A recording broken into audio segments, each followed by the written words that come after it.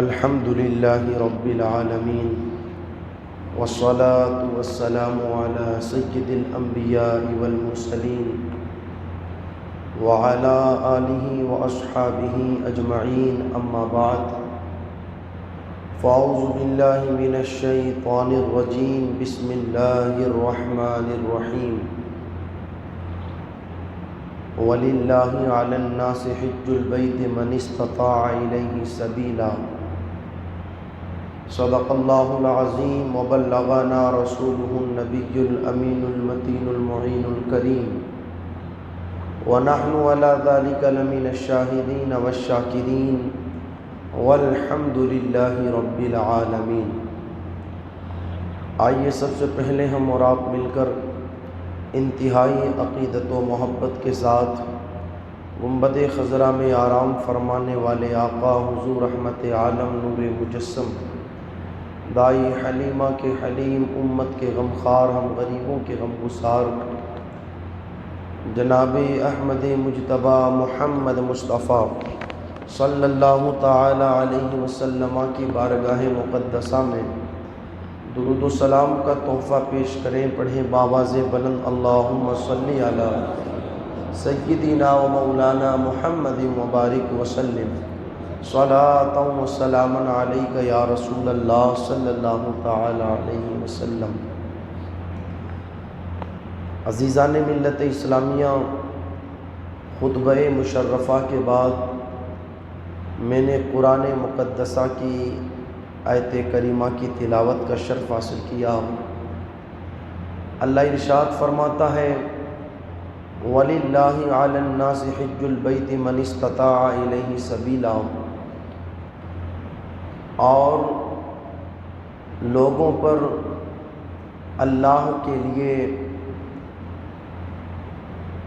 اس کے گھر کا حج کرنا ضروری ہے جو وہاں تک جانے کی استطاعت رکھتے ہیں۔ جو اسلام کی بنیادی چیزیں ہیں، یعنی جن پر اسلام کی بنیاد ہے، جنہیں ارکان اسلام بھی کہا جاتا ہے، وہ 5 ہیں، اور حج ان 5 میں سے ایک ہے۔ مگر حج اور زکوٰۃ ہر ایک پر فرض نہیں، بلکہ جو صاحب نصاب ہیں، صاحب حیثیت ہیں، ان پر حج اور زکوٰۃ ہے۔ یعنی جو بندہ سفر کا خرچ اپنے پاس رکھتا ہو، اس بندے پر مصطفیٰ جان رحمت صلی اللہ تعالی علیہ وسلم نے حج کو فرض قرار دیا۔ اللہ کے اس فرمان کے ذریعے بھی کہ لوگوں پر اللہ کے گھر کا حج ضروری ہے جب کہ وہ اس گھر تک پہنچنے کی استطاعت رکھتے ہوں۔ کئی ساری فضیلتیں مصطفیٰ جان رحمت صلی اللہ تعالی علیہ وسلم نے ایک حاجی کی بیان فرمائی۔ میرے آقا صلی اللہ تعالی علیہ وسلم ارشاد فرماتے ہیں جب کوئی اللہ کی رضا کے لیے حج کرتا ہے اور حج کی ادائیگی کے بعد جب وہ اپنے گھر کی طرف پلٹتا ہے تو گناہوں سے ایسے پاک و صاف ہو جاتا ہے جیسے آج ہی ماں کے پیٹ سے پیدا ہوا ہے۔ لیکن جن لوگوں پر حج فرض ہے مگر اس کے باوجود بھی اس میں تاخیر کی جا رہی ہے اور حج کی ادائیگی نہیں کر رہے ہیں، تو میرے آقا صلی اللہ تعالی علیہ وسلم نے ایسے لوگوں کے لیے وعید بھی ارشاد فرمائی۔ فرماتے حضور علیہ الصلاۃ والسلام کہ جس بندے پر حج فرض ہو مگر وہ حج نہ کرے تو خطرہ ہے کہ یا تو وہ یہودی ہو کر کے مرے گا یا پھر عیسائی ہو کر کے مرے گا۔ سیدنا سرکار امام اعظم ابو حنیفہ رضی اللہ تعالیٰ عنہ کو جب یہ معلوم چلتا کہ اس بندے کا انتقال ہوا ہے اور اس کی کیفیت یہ تھی کہ اس کے اوپر حج فرض بھی تھا، مگر تاخیر کرتے کرتے کرتے کرتے ایک وقت وہ بھی آیا کہ اس کی جان تو نکل گئی مگر اس نے حج نہیں کیا، تو سرکار امام اعظم ابو حنیفہ رضی اللہ تعالیٰ عنہ ایسے بندے کا نہ جنازہ پڑھاتے نہ ایسے کا جنازہ پڑھتے۔ تو کسی نے پوچھا سرکار بات کیا ہے؟ ارشاد فرماتے کیا تم نے حضور علیہ السلام کا فرمان نہیں سنا کہ جس پر حج فرض ہو مگر وہ حج نہ کرے؟ تو حضور علیہ السلام ارشاد فرماتے یا تو وہ یہودی ہو کر کے مرے گا یا پھر عیسائی ہو کر کے مرے گا۔ تو جس کسی بندے پر حج فرض ہو گیا یعنی اس کے بینک بیلنس میں اتنا پیسہ ہے کہ وہ آسانی کے ساتھ حج کر کے آ سکتا ہے، تو اب اس کی ذمہ داری بنتی ہے کہ حج کرنے میں تاخیر نہ کی جائے۔ حج صاحب نصاب بندے پر زندگی میں ایک مرتبہ فرض ہے۔ کتنی مرتبہ؟ جس بندے کے پاس مال ہو، دولت ہو، جو صاحب نصاب ہو، صاحب حیثیت ہو، اس پر زندگی میں ایک مرتبہ حج فرض ہے۔ اب اگر اس کے بعد بھی وہ حج کرنا چاہتا ہے تو کر سکتا ہے، اسے حج کا ثواب ملے گا، مگر حج اس پر فرض نہیں۔ صحابہ کرام، بزرگان دین، اہل بیت اطہار رضوان اللہ تعالی علیہ مجمعین نے اپنی زندگیوں میں کئی حج کیے۔ خود سیدنا سرکار امام حسن مجتبیٰ اور سیدنا سرکار امام حسین رضی اللہ تعالی عنہما نے اپنی مبارک زندگی کے اندر 25 حج ادا کیے ہیں۔ تو جس بندے کے پاس مال و دولت ہو، جو صاحب حیثیت ہو، صاحب نصاب ہو، اس کی ذمہ داری بنتی ہے کہ اگر حج فرض ہو گیا ہے تو اس میں تاخیر نہ کرے کہ بیٹے کی شادی کرنی ہے، بیٹی کی شادی کرنی ہے، مکان بنانا ہے، پلاٹ خریدنا ہے، فلاں کام کرنا ہے۔ تجھ پر بیٹی کی سگائی میں 2 لاکھ روپیہ خرچ کرنا واجب اور ضروری نہیں ہے، تجھے بیٹی کی شادی کے اندر اور خرافاتوں میں 5 لاکھ خرچ کرنا ضروری نہیں ہے، بیٹے کے اور سارے معاملات میں 2-4 لاکھ روپیہ خرچ کرنا ضروری نہیں ہے، لیکن اگر تجھ پر حج فرض ہو گیا ہے تو حج کرنا تجھ پر فرض ہے۔ اگر تو ان سارے معاملات کو انجام نہیں دے گا تو تجھ سے قیامت میں سوال نہیں ہوگا، لیکن اگر تو نے حج فرض ہو جانے کے بعد بھی ان ساری چیزوں کا بہانہ بنا کر کے حج کے اندر تاخیر کی تو قیامت کے اندر اللہ تبارک و تعالیٰ اس تاخیر کے حوالے سے تجھ سے سوال کرے گا۔ میں سمجھتا ہوں کہ اگر کسی بندے کے پاس اس وقت بینک بیلنس 6-7 لاکھ روپیہ ہو تو اس بندے پر حج فرض ہے۔ سمجھ رہے ہیں آپ میری بات؟ اس لیے کہ تقریباً 4-4.5 لاکھ روپیہ ایک بندے کا آنے جانے کا یہ خرچ لگتا ہوگا، اور وہ باقی چیزیں ہیں کہ ہمیں سامان لے کر کے آنا ہے، جانے سے پہلے دعوت کرنی ہے، جانے سے پہلے رشتہ داروں کو جوڑا دینا، یہ حج میں شامل نہیں ہے۔ حج میں تو صرف اتنا ہی شامل ہے کہ آپ کے پاس جانے اور آنے کا خرچ موجود ہو تو آپ کے پاس حج، آپ کے اوپر حج ضروری ہو گیا ہے۔ تو جن لوگوں کے پاس اتنا مال ہو، جو صاحب حیثیت ہو، صاحب نصاب ہو، ان کی ذمہ داری بنتی ہے کہ حج کرنے میں وہ تاخیر نہ کرے، ورنہ حضور علیہ السلام کی وہ وعید بھی ہمیں اپنی نگاہوں کے سامنے رکھنی چاہیے، جس میں حضور علیہ السلام نے ارشاد فرمایا خطرہ ہے کہ وہ بندہ یا تو یہودی ہو کر کے مرے گا یا پھر عیسائی ہو کر کے مرے گا۔ کئی ساری فضیلتیں حضور صلی اللہ تعالی علیہ وسلم نے ایک حاجی کی بیان فرمائی۔ ارشاد فرمایا قیامت کے دن جہاں پر اور لوگوں کے لیے سفارش اور شفاعت کریں گے، اللہ تبارک و تعالی حاجی کو بھی یہ مقام عطا کرے گا کہ قیامت کے دن وہ بھی اللہ کے حکم سے اللہ کی بارگاہ میں لوگوں کی سفارش کرتے ہوئے نظر آئیں گے۔ یہ اعجاز اور یہ مقام اللہ تبارک و تعالی ایک حاجی کو عطا فرمائے گا۔ لیکن میں آج اپنے اس مختصر سے بیان کے اندر چند چیزیں آپ لوگوں کے سامنے اس حوالے سے رکھنا چاہتا ہوں کہ حج کا مقصد کیا ہے۔ حج کا مقصد کیا ہے؟ ہر چیز کے پیچھے کوئی نہ کوئی مقصد چھپا ہوتا ہے۔ تو آخر حج کا مقصد کیا ہے؟ کئی سارے مقاصد حج کے بیان کیے گئے، مگر ان میں سے سب سے پہلا مقصد یہ ہے کہ انسان حج کرے تو اللہ کی رضا حاصل کرنے کے لیے حج کرے۔ اور یہ اللہ کی رضا حاصل کرنا صرف حج ہی کے اندر نہیں، بلکہ ہر نیک عمل کے اندر بندے کا مقصد یہ ہونا چاہیے کہ اللہ کی رضا حاصل ہو جائے۔ میرے آقا صلی اللہ تعالیٰ علیہ وسلم ارشاد فرماتے ہیں ان اللہ لا ينظر الى اجسامکم ولا الى صورکم ولکن ينظر الى قلوبکم، اللہ تبارک و تعالیٰ نہ تمہارے جسموں کو دیکھتا ہے نہ تمہاری صورتوں کو دیکھتا ہے، اللہ تبارک و تعالیٰ تو تمہارے دلوں کے تقوی کو دیکھتا ہے کہ کس نے کون سا عمل کس نیت کے ساتھ کیا ہے۔ اگر بندہ کوئی عمل اللہ کی رضا کے لیے کرتا ہے تو پروردگار عالم اس عمل کو قبول بھی فرماتا ہے، اور اس عمل کی برکتیں بھی انسان کو دنیا اور آخرت میں ملا کرتی ہے۔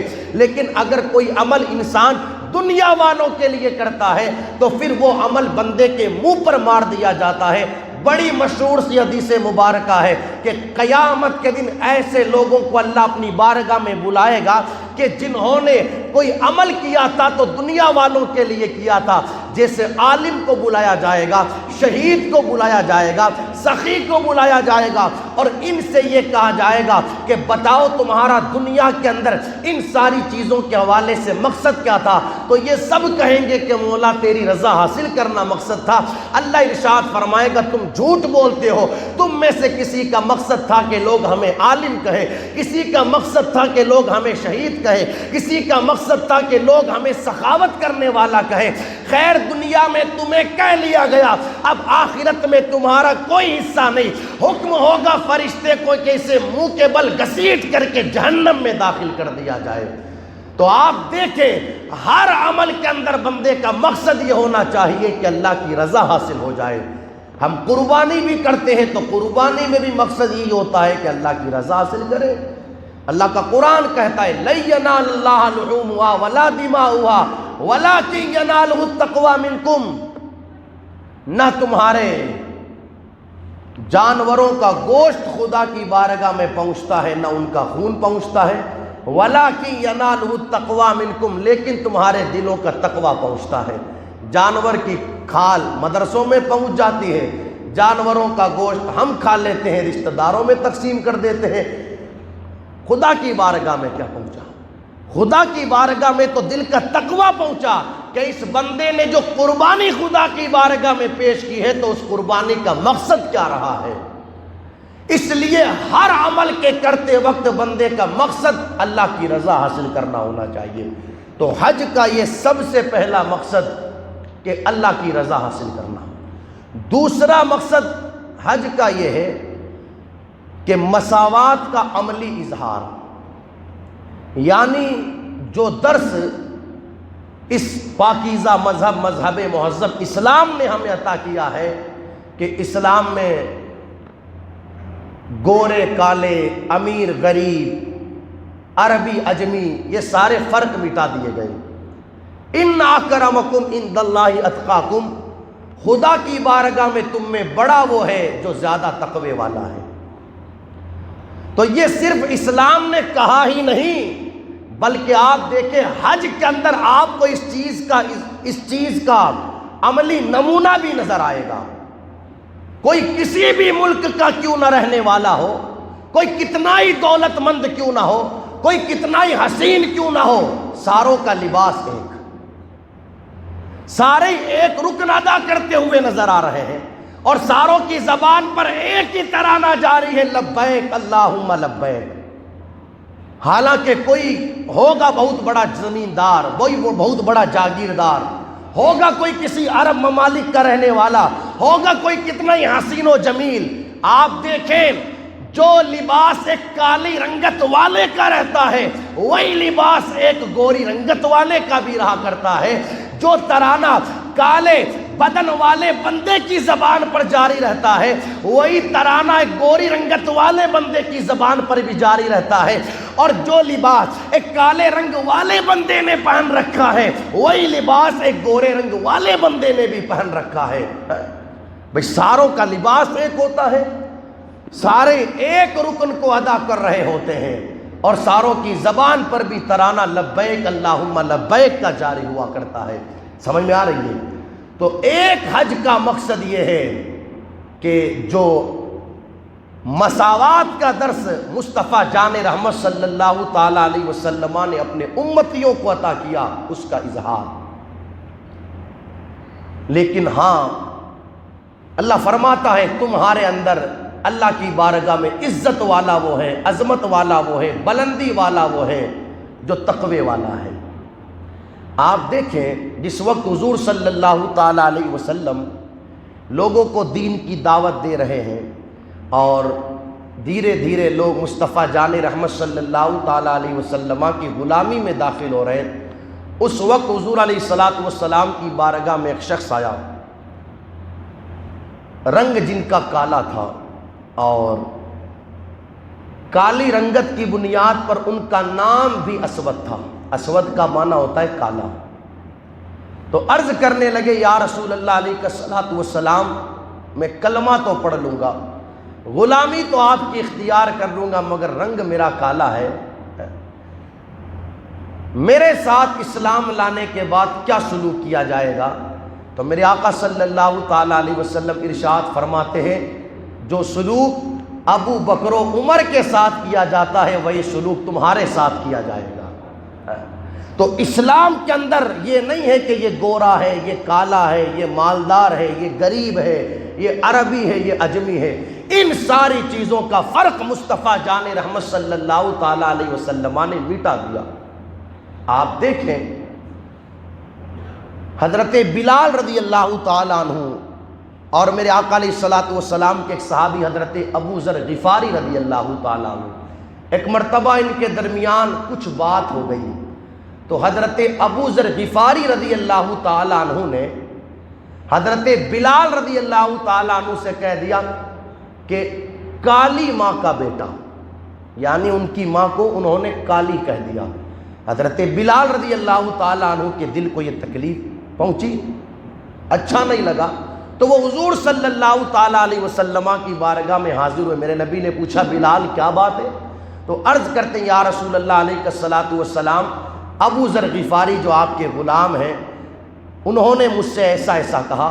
حضور صلی اللہ تعالی علیہ وسلم کے چہرے کی کیفیت کچھ اور بنی اور آپ نے ارشاد فرمایا کہ جا کر کے ابو ذر سے کہو کہ اگر تمہوں نے بلال کی ماں کو کالی کہا ہے تو جنہوں نے مجھے دودھ پلایا ہے ان دودھ پلانے والی عورتوں کے اندر ام ایمن بھی گوری خاتون نہیں تھی بلکہ وہ بھی کالی رنگت والی خاتون تھی۔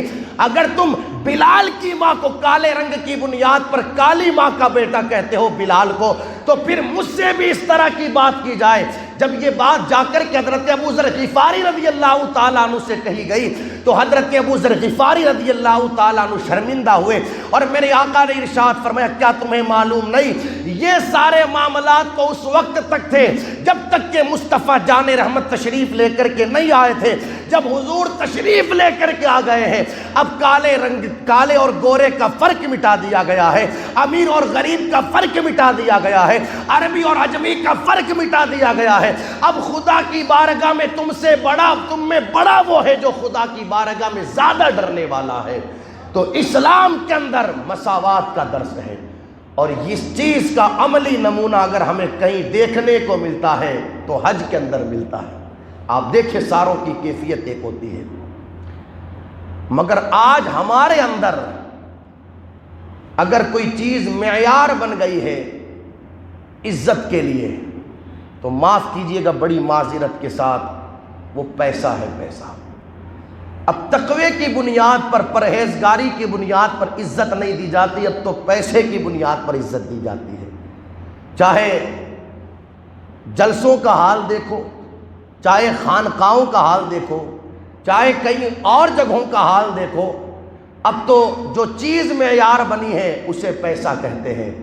ہوگا کوئی تہجد پڑھنے والا، 5 وقتہ نماز کی پابندی کرنے والا، روزانہ ہزار مرتبہ حضور علیہ الصلوۃ والسلام پر درود پڑھنے والا، روزانہ 1000 مرتبہ کلمہ شریف کا ورد کرنے والا، مگر وہ سب کی آخر میں بیٹھ کر کے وظیفہ کرتا رہے گا، اور ایک دولت مند فاسق و فاجر، اللہ اکبر، سود اور بیاج کا دھندا کرنے والا، گالی گلوچ کرنے والا، فلمیں ڈرامے کرنے والا، وہ پیر صاحب کے پڑوس میں بیٹھا رہتا ہے۔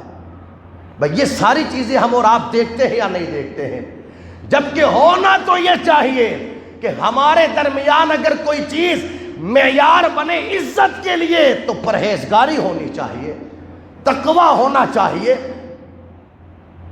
جب خدا کی بارگاہ میں اگر کسی کو عزت عطا کی جاتی ہے لوگوں کے اندر، تو تقوی والے کو، پرہیزگاری والے کو۔ تو خیر، اسلام کے اندر یہ اونچ نیچ، اس سارے فرق کو مٹا دیا گیا۔ اسلام مساوات کا درس دیتا ہے۔ حج کا یہ دوسرا مقصد ہوا۔ تیسرا مقصد حج کا یہ ہے کہ ہمیں ہمارے ماضی سے جوڑنا، بندے کو ماضی یاد رہے، گزرا ہوا وقت بندے کو یاد رہے۔ آپ دیکھیں جتنے ارکان ایک حاجی حج میں ادا کرتا ہے وہ سب کیا ہیں؟ خانہ کعبہ کا طواف، ایک حاجی کرتا ہے خانہ کعبہ کا طواف، اور طواف کے اندر بھی کیفیت یہ ہوتی ہے کہ جو ابتدائی چکر رہتے ہیں ان میں حاجی رمل کرتا ہے۔ کیا کرتا ہے؟ رمل، یعنی جس طریقے سے پہلوان چلتا ہے نا، کاندھے ہلا ہلا کر، اس طریقے سے حاجی چلتا ہے ابتدائی چکروں کے اندر۔ ہم نے خیر پڑھا ہے، جو لوگ جا کر کے آئے ہیں انہوں نے دیکھا ہوگا۔ تو حاجی کیا کرتا ہے ابتدائی چکروں میں؟ رمل۔ آخر کیا وجہ ہے کہ خدا کے گھر کے سامنے ایک بندے سے رمل کروایا جا رہا ہے؟ جس طریقے سے پہلوان چلتا ہے اس طریقے سے وہ ابتدائی چکروں کے اندر بازو ہلا ہلا کر کے چلتا ہے۔ مکہ شریف کی سرزمین خانہ کعبہ، وہاں پر بندے سے یہ کیوں کروایا جا رہا ہے؟ اصل بات یہ ہے کہ جب مکہ فتح ہوا تھا اور مصطفیٰ جان رحمت صلی اللہ تعالیٰ علیہ وسلم اپنے صحابہ کے ساتھ کعبے کا طواف کر رہے تھے، اس وقت کفار و مشرکین چھتوں پر چڑھے ہوئے تھے، اور کئی سارے غزوات کی بنیاد پر مسلمانوں کے اندر کمزوری پیدا ہو گئی تھی۔ تو ہوا یوں، جب کفار چھتوں پر چڑھے ہوئے تھے تو انہوں نے اس طرح کی باتیں مسلمانوں سے کہی کہ دیکھو مکے سے چلے گئے جب مکہ چھوڑ کر کے، مکہ شریف چھوڑ کر کے، تو ان کا حال کیا ہوا؟ بدن میں ان کے طاقت ہی نہیں رہی، بدن میں ان کے کمزوری پیدا ہو گئی۔ مصطفیٰ جان رحمت صلی اللہ تعالیٰ علیہ وسلم ارشاد فرماتے، صحابہ اب تمہاری ذمہ داری بنتی ہے کہ تم طواف کے اندر رمل کرو، بازو ہلا ہلا کر کے چلو، تاکہ ان کو پتہ چل جائے کہ مصطفیٰ جان رحمت کے غلاموں میں کمزوری پیدا نہیں ہوئی ہے۔ میں پوچھنا چاہتا ہوں، آج کے تقریباً 1450 سال پہلے مصطفیٰ جان رحمت صلی اللہ تعالیٰ علیہ وسلم نے یہ عمل صحابہ سے کروایا۔ آج تو مکے کی سرزمین پر چھتوں پر کفار چڑھے نہیں رہتے، آج تو یہ سارے معاملات نہیں۔ پھر کیا وجہ ہے کہ ابتدائی چکروں کے اندر حاجی سے رمل کروایا جاتا ہے؟ تو ارشاد ہوگا یہ بات ٹھیک ہے کہ مکے کی سرزمین پر اب کفار چھتوں پر چڑھے ہوئے نہیں ہیں، اب کوئی تانا دینے والا نہیں ہے، اب کوئی اور معاملہ نہیں ہے، مگر یار کی سنت کو ادا کروانا ہے، محبوب کے طریقے کو زندہ کروانا ہے۔ جب بندہ ابتدائی چکروں کے اندر رمل کرے گا تو اسے مصطفیٰ جان رحمت کی یاد آ جائے گی۔ بندے کو ماضی سے جوڑنا ہے، یہ حج کا مقصد ہے۔ اسی طریقے سے آپ دیکھیں، طواف کے بعد بندہ طواف کے دوران حجر اسود کے سامنے آئے تو اس کا بوسہ لے لے۔ جو کیفیت ایک باپ کی اولاد کو پانے کے حوالے سے نہیں ہوتی، اس سے کئی زیادہ تڑپ بندے کو حجر اسود کو چومنے کے حوالے سے ہوتی ہے۔ کیا وجہ ہے؟ تو آؤ کسی اور سے کیوں پوچھیں، سیدنا عمر فاروق اعظم سے پوچھیں۔ سیدنا عمر فاروق اعظم رضی اللہ تعالیٰ عنہ کعبے کا طواف کر رہے ہیں، جب حجر اسود کو چوما تو ارشاد فرماتے ہیں اے حجر اسود تو ایک پتھر ہے، میں تجھے کبھی نہ چومتا اگر میرے مصطفیٰ نے تجھے نہ چوما ہوتا، میں تجھے اس لیے چومتا ہوں کہ مصطفیٰ جان رحمت نے تجھے چوما ہے۔ جب بندہ حجر اسود کو چومے گا تو اسے حضور کی یاد آئے گی۔ اسی طریقے سے آپ دیکھیں پھر بندہ آئے گا مقام ابراہیم کے قریب، اللہ قرآن میں کہتا ہے وَاتَّخِذُوا مِن مَقَامِ إِبْرَاهِيمَ مُصَلًّى، لوگوں مقام ابراہیم کو مصلی بنا لو۔ یہ کیا ہے مقام ابراہیم؟ یہ ایک پتھر ہی تو ہے جس پر حضرت ابراہیم علیہ السلام نے کھڑے ہو کر کے کعبے کی تعمیر کی، اور اس مبارک پتھر نے اپنے سینے میں حضرت ابراہیم علیہ السلام کے قدم کے مبارک نشان کو نقش کر لیا۔ فتح مکہ کے دن سارے پتھر کعبے سے نکلوا دیے گئے مگر اس پتھر کو رکھا گیا، اس لیے کہ اس پتھر کو نسبت ہو گئی تھی خلیل علیہ السلام کے مبارک قدموں سے۔ تو اب جس پتھر کو خلیل علیہ السلام کے قدموں سے نسبت ہو گئی، اللہ فرماتا ہے اے حج کرنے کے لیے آنے والے طواف کر لیا، اب ذرا آ کر کے اس پتھر کے قریب 2 نفل ادا کر لے، تیرا حج بھی اسی وقت قبول کیا جائے گا جب تو اس پتھر کے قریب آ کر کے اپنا سر جھکائے گا جس پتھر پر ہمارے یار نے قدم رکھا تھا۔ ظاہر سی بات ہے جب بندہ اس پتھر کے قریب پہنچے گا حضرت ابراہیم علیہ السلام کی یاد آئے گی۔ اسی طریقے سے آپ دیکھیں بندہ زمزم پی رہا ہے، کیسے پیتا ہے زمزم؟ بولو نا یار،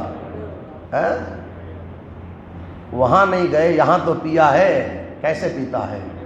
کھڑے ہو کے۔ اور زمزم کا پانی سبحان اللہ اتنی برکتوں والا پانی، بندہ جس نیت سے پیوے اللہ زمزم کی برکت سے اس بندے کی وہ نیت پوری فرما دیتا ہے۔ اس حوالے سے ایک روایت بیان کی گئی کہ حرم شریف کی سرزمین پر ایک بہت بڑے بزرگ تشریف لائے، بہت بڑے محدث تھے، تو لوگوں کا ہجوم ان کے ارد گرد لگا ہوا تھا۔ تو ایک صاحب جب انہوں نے یہ منظر دیکھا تو کیسے ہی کوشش کر کے ان کے پاس پہنچے۔ جب پاس پہنچے تو کہا حضرت آپ سے ایک سوال کرنا ہے۔ تو کہا پوچھو کیا سوال کرنا ہے؟ کہا یہ فرمایا گیا ہے کہ بندہ جس نیت سے زمزم پیتا ہے اللہ اس نیت کو قبول فرما لیتا ہے۔ کہا بات بالکل ٹھیک ہے۔ تو عرض کرنے لگا سرکار میں نے ابھی زمزم پیا تھا اور میں نے یہ نیت کی تھی کہ آپ سے میں حضور علیہ السلام کی 100 حدیثیں سنوں گا۔ تو وہ محدث کہتے یہیں پر بیٹھ جا، تیری نیت پوری ہو گئی ہے، تجھے حضور کی 100 حدیثیں سنائی جائے گی۔ تو آپ دیکھیں یہ زمزم شریف ہے، بندہ جس نیت سے پیتا ہے اللہ تبارک و تعالیٰ اس کی وہ مراد وہ نیت پوری فرما دیتا ہے۔ مگر آپ دیکھیں زمزم کو پیا جاتا ہے کھڑے ہو کر کے، حالانکہ دنیا کے اندر کئی ساری ندیاں ہیں، کئی سارے تالاب، کئی سارے کنویں، ایمانداری سے بتانا ان ندیوں، ان نالوں، ان کنووں، ان تالابوں، ان سمندروں کے پانی کو کس نے پیدا کیا؟ بولو بولو یار جلدی بولو۔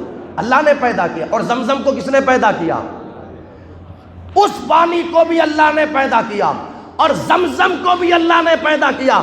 مگر دنیا میں کسی ندی اور نالے کا پانی کھڑے ہو کر کے نہیں پیا جاتا، حکم یہ ہے کہ بیٹھ کر کے پیا جائے، مگر زمزم کو کھڑے ہو کر کے پیا جاتا ہے۔ آخر وجہ کیا ہے؟ وجہ یہ ہے کہ اس پانی کو نسبت مصطفیٰ جان رحمت صلی اللہ تعالیٰ علیہ وسلم کے جد قریب حضرت اسماعیل علیہ السلام کے قدم مبارک سے ہو گئی۔ تو اس پانی کی تعظیم کے اندر حکم یہ دیا گیا کہ اس پانی کو کھڑے ہو کر کے پیا جائے۔ جب بندہ کھڑے ہو کر کے پیے گا تو اسے حضرت اسماعیل علیہ السلام کی یاد آئے گی۔ بندے کا جو حج کرنے کا مقصد ہے ان مقاصد میں ایک مقصد یہ بھی ہے کہ اس کو ماضی سے جوڑا جائے۔ اسی طریقے سے آپ دیکھیں صفا و مروہ۔ صفا و مروہ کیا ہے بھائی؟ صفا و مروہ کیا ہے؟ حضرت ہاجرہ رضی اللہ تعالیٰ عنہ اللہ کی نیک بندی پانی کی طلب میں اپنے شہزادے حضرت اسماعیل علیہ السلام کے واسطے ان پہاڑوں کے درمیان دوڑی پانی کی طلب میں۔ آج لوگ کیوں دوڑ رہے ہیں؟ وہ تو پانی کے لیے دوڑی، یہاں کنڈیشن یہ رہتی ہے کہ حاجی کے بغل میں پانی کی بوتل رہتی ہے۔ وہ تو بیٹے کے لیے دوڑی، یہاں تو باپ بیٹا، ماں بیٹا دونوں ہی دوڑ رہے ہیں۔ سمجھ رہے ہو؟ حضرت ہاجرہ رضی اللہ تعالی عنہا نے اللہ تبارک و تعالیٰ کے حکم پر ایسا عمل کر کے دکھایا، ایسا عمل، ایسا استقامت، اور اللہ تبارک و تعالیٰ کی فرما برداری کا حق ادا کیا۔ قدرت نے اعلان کر دیا تو ہمارے حکم پر عمل کرتے ہوئے ان دو پہاڑوں کے درمیان دوڑی، اب قیامت تک تیری سنت کو باقی رکھتے ہوئے آنے والے سارے لوگوں کو ان پہاڑوں کے درمیان دوڑایا جائے گا۔ آپ دیکھیں کون ہے جو ان دو پہاڑوں کے درمیان نہیں دوڑا؟ انبیاء ان دونوں پہاڑوں کے درمیان دوڑے، اولیاء دوڑے، ابدال قطب دوڑے، قیامت تک لوگ دوڑتے رہیں گے، حضرت ہاجرہ کی سنت زندہ ہوتی رہے گی۔ جب لوگ ان پہاڑوں کے درمیان دوڑتے، حضرت ہاجرہ کی یاد تازہ ہوتی ہے۔ تو مقصد یہ ہے حج کا، بندے کو ماضی کے ساتھ جوڑا جائے۔ اسی طریقے سے پھر ہوتا ہے کہ سر منڈوایا جاتا ہے۔ بھائی سر کیوں منڈوایا جاتا ہے؟ اس لیے کہ اس کے بال بڑے ہو گئے، یا سر منڈوا لے گا تو بدن ہلکا ہو جائے گا؟ تو اگر سر منڈوانا کا مقصد یہ ہے کہ سر ہلکا ہو جائے گا یا بال بڑے ہو گئے، تو جس بندے کے سر پر پیدائشی قدرتی طور پر بال نہیں، اس کے بارے میں بھی حکم یہ ہے کہ وہ اس طرح لے کر کے اپنی چمڑی پر صرف اس طرح پھیر لے۔ تو پھر یہ تو بات سمجھ میں نہ آئی نا کہ اس کا سر ہلکا ہو جائے گا یا بال بڑے ہو گئے۔ وہاں تو مقصد یہ ہے کہ سر منڈوا کر کے بھی محبوب کی ادا کو اپنوایا جا رہا ہے۔ مقصد یہ حج کا کہ بندے کو ماضی کے ساتھ جوڑا جائے۔ اسی طرح کنکری مارنا ہے، حضرت ابراہیم علیہ السلام نے تو اس لیے ماری تھی کہ سامنے شیطان تھا۔ ہمارے وہاں سامنے کون ہوتا ہے بھائی؟ وہاں تو حضرت ابراہیم علیہ السلام نے اس لیے ماری تھی نا کنکری۔ مقصد یہی ہے حضرت ابراہیم علیہ السلام کی یاد کو تازہ کروایا جائے۔ خیر، عرض یہی کرنا، ایک اور بھی کئی سارے مقاصد ہیں۔ جن بھائیوں پر حج فرض ہو گیا، خدا را تاخیر نہ کرے۔ یہ نہیں کہ اس کی شادی کرنی ہے، یہ پلاٹ خریدنا ہے، وہ مکان بنانا ہے، یہ ساری چیزیں تجھ پر فرض اور واجب نہیں۔ اگر تیرے پاس اتنا پیسہ ہے کہ تو حج کر کے آ سکتا ہے تو تیرے اوپر حج فرض ہے۔ ایک چیز اور عرض کرتا چلوں، اب تو لوگوں نے ایک سسٹم یہ نکال لیا ہے، حج فرض مگر جا رہے عمرہ پر۔ جا رہے کہاں؟ عمرہ فرض نہیں ہے دوست۔ اگر تیرے پاس اتنا مال ہے، اتنی دولت ہے کہ حج فرض ہے اور تو عمرہ کر رہا ہے، تو عمرے کی ادائیگی سے حج ساقط نہیں ہوگا۔ ہاں، جس کے پاس اتنی دولت نہیں ہے وہ اگر جاتا ہے تو کوئی بات نہیں، لیکن جس پر حج فرض ہے اس کی ذمہ داری بنتی ہے کہ پہلے حج کرے۔ سمجھ میں آ رہی ہے میری بات؟ لیکن یہ عجیب سسٹم لوگ ہے، حج فرض لوگوں پر مگر جا رہے عمرہ کے لیے۔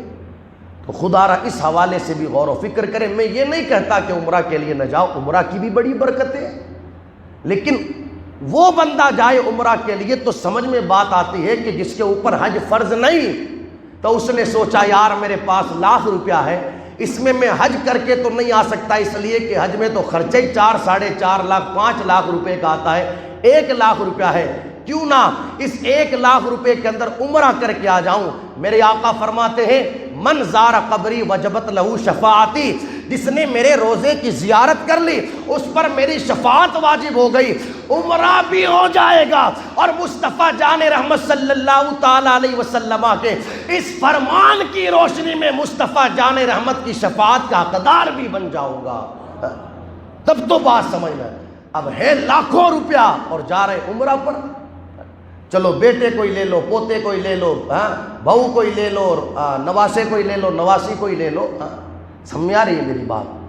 تو اگر آپ لے جانا چاہتے کسی کو، کوئی اعتراض والی بات نہیں، لے جائیں، مگر آپ پر حج فرض ہے، آپ 50 کو عمرہ کروا دے، جب تک آپ اپنا فرض حج ادا نہیں کریں گے 50 کو عمرہ کروانے کے بعد بھی آپ کا وہ حج ثابت نہیں ہوگا۔ اگر آپ پر حج فرض ہے تو آپ کو حج کرنا ہی ہوگا۔ خیر، اللہ کی بارگاہ میں دعا ہے کہ پروردگار عالم ہم سب کو سمجھنے کی اور عمل کرنے کی توفیق عطا فرمائے۔ کلمہ شریف پڑھ لے بلند آواز سے، لا الہ الا اللہ محمد الرسول اللہ۔ جن بھائیوں نے سنت نہ پڑھی اپنی سنت